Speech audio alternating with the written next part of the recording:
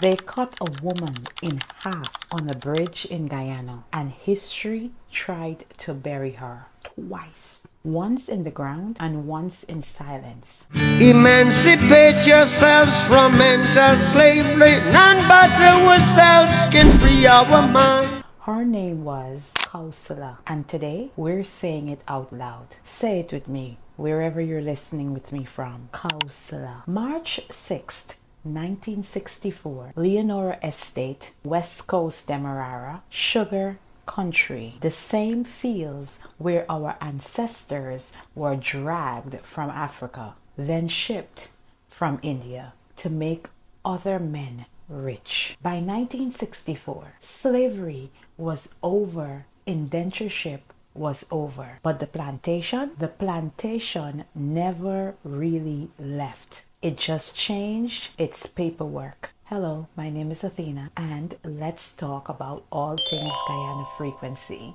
The sugar workers at Leonora were on strike, not for hunger, not for luxury, for dignity. They wanted the right to choose their own union, one that actually spoke for them, instead of the company union that had been handpicked to keep them quiet. Think about that. More than 100 years after emancipation, workers were still fighting for the basic right to be heard on the same land their great-grandparents were forced to work. And here's the part they don't teach you and I. The front line of that strike was not men. It was women. And one of those women happened to be Kowsilla. Kowsilla was one of them, a mother, a worker, a woman who had spent her life in the shadow of the sugar factory. On the morning of March 6th, she and dozens of other women sat down on the bridge leading into the Leonora factory. Their bodies were the barricade. No weapons, no violence, just women sitting on wood and concrete, saying, "This factory does not move without us. So today, it does not move at all." Management sent a message: clear the bridge. That's all management said. The women didn't move. They remained there fighting without violence. So a tractor was driven straight into them. A tractor was driven straight into them. Not slowed down, not turned aside, driven through a line of seated,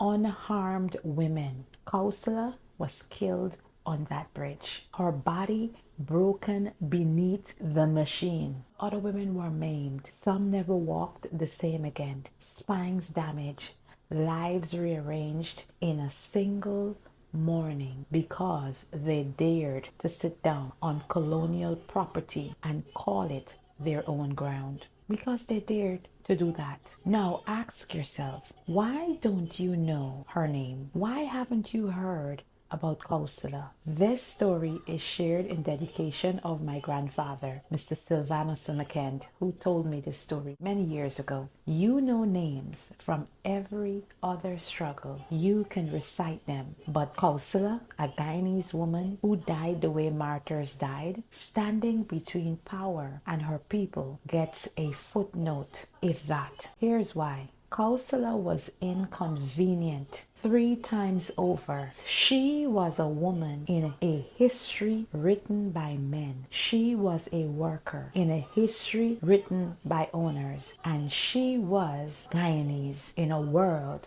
that decided small countries don't get big heroes. But our people remembered. The sugar workers never forgot her. Every year, there are those who still gather to mark March 6th because they understand something the textbooks don't. A movement is only as strong as its memory. A movement is only as strong as its memory. And Kowsilla was not an accident of history. She came from a long line. The women who resisted on the slave ships, the women who kept language and medicine and prayer alive in the Logis, the women who worked cane rows all day and still organized at night. When Kowsilla sat down on that bridge, she was not starting something. She was continuing something. Centuries of Guyanese women deciding that their bodies would not just be used by the estate, their bodies